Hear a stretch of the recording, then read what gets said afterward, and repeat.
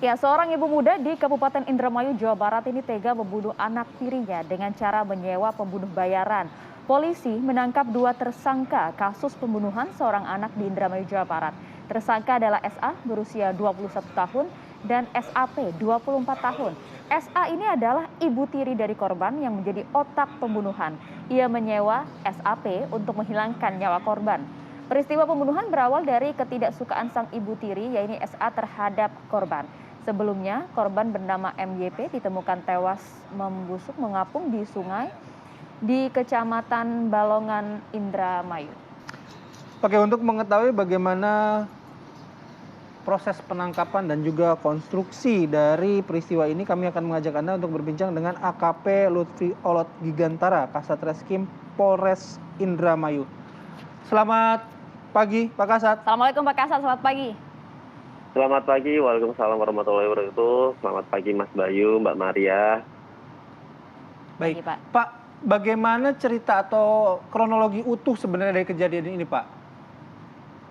Baik, untuk kronologisnya pada awalnya kami memperoleh informasi dari masyarakat tanggal 19 September di mana adanya temuan seorang jasad anak yang mengapung di sungai yang ada di Indramayu.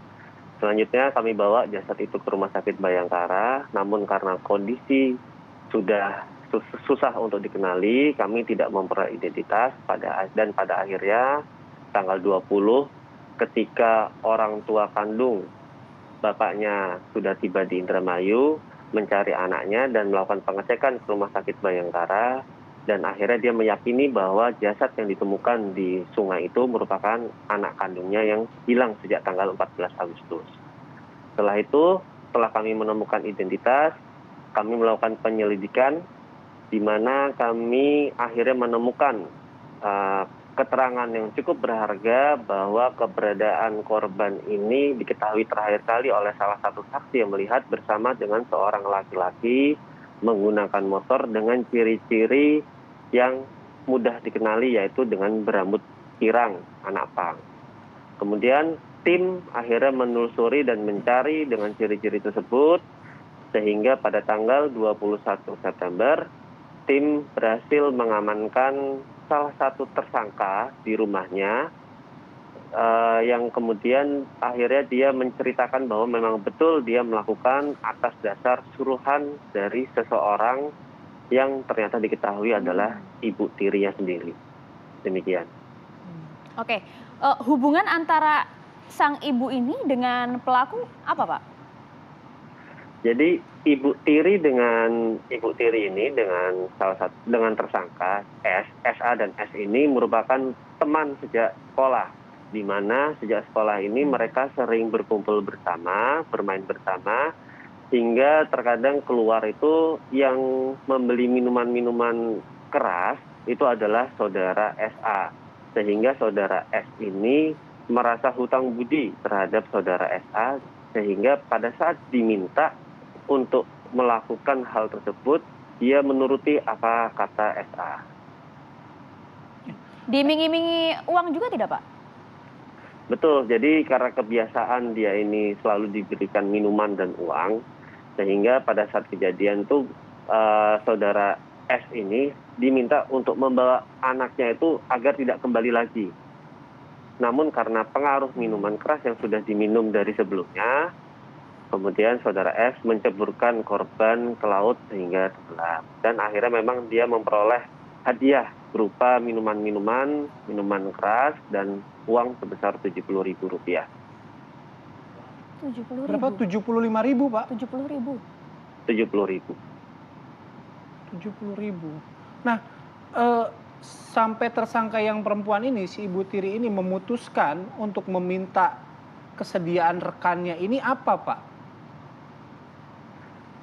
Jadi motifnya dari ibu tiri ini karena dia ini kesal lantaran mungkin ada rasa iri terhadap perbedaan kasih sayang diberikan oleh bapaknya kepada korban maupun anak yang sekarang anak kandung juga bersama dengan bapaknya.